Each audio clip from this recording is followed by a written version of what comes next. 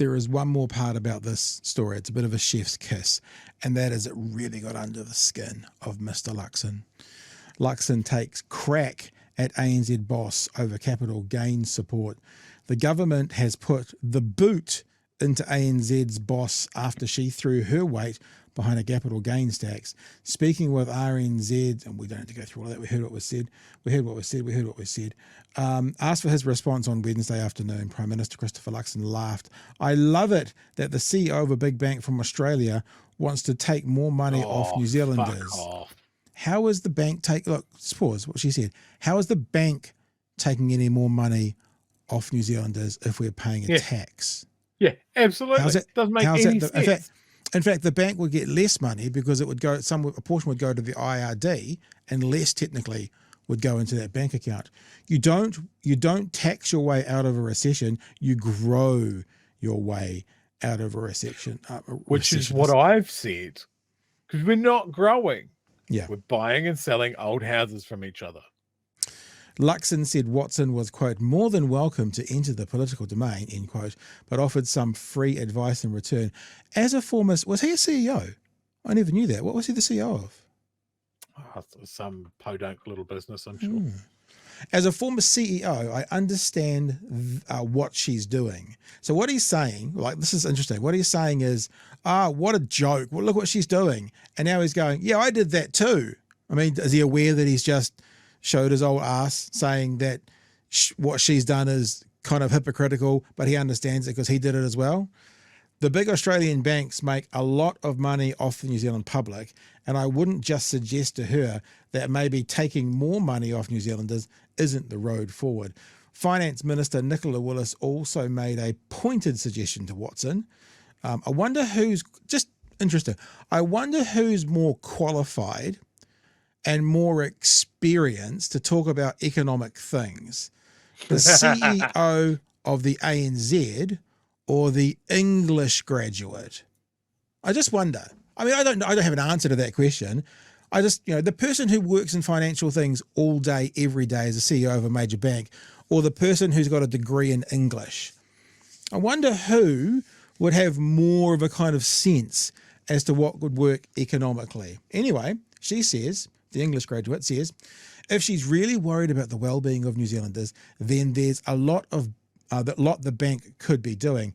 ACT leader David Seymour said the unfairness was not the New Zealand tax system, but in its difficulty building houses. A lot of countries have capital gains. A lot of people like it. Doesn't make it right, he said. If you want a fairer society, make it easier to build a house. House prices go up because there is not enough houses. There are not enough houses for the demand that there is. Having a capital gains tax just makes the government a silent partner in that speculation. We should never forget as well, when you're talking to someone on the right, I'm not even saying national, further to the right, they often kind of laugh and joke about who experts are. This government, what they do is they ignore the experts when they want to go in a different direction, and they use the experts when they want to make excuses for why things are taking so long. Oh, we're getting expert advice. Yep, you'll have an answer soon. We're just getting expert advice. I don't know. We don't listen to the experts. Yeah, they give us advice, but we can make our own decisions. When it comes to a financial decision, and I'm not sitting here standing up for the CEO of a major bank, but who do you think would have more of an inkling around how the economy works? The English graduate with a vested interest in making sure her government is not seen as costing people more money, or the CEO of a major bank? Hey, look, they're real happy to hear from ANZ when they're talking about a business confidence survey. That's all I'm going to say there. I'd also say, I wonder why Luxon wouldn't be super keen on a capital gains tax. His 7 properties, maybe. Well, 6 now. He's just sold one. Oh, and made hundreds of $1,000s that is non-taxable. Oh, okay. So he bought it in 2015 for $650,000. Gentlemen, place your bets. How much tax-free income do you think he made from 1.1, $400,000. Oh, it's close. 1.07. Capital gains. Christopher Luxon this week made $295,000 of tax-free income. Do you think he's going to be the person that says, yeah, we need to do a capital gains tax? This is what I mean ownership with vested interests in all of our politicians, with them putting their money in housing, because that's, of course, the best place to put it. I'm not blaming them for doing the smart thing. I'm saying the system is fucking broken. They all know it, but they're all invested into their eyeballs with it, so nobody's got an interest to do anything about it.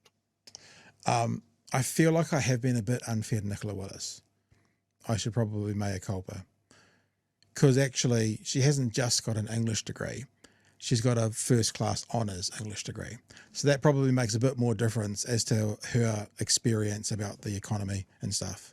So I just, I was wrong. I withdraw everything. I apologise. First-class honours in English is certainly up there with CEO of the ANZ. I'm wrong.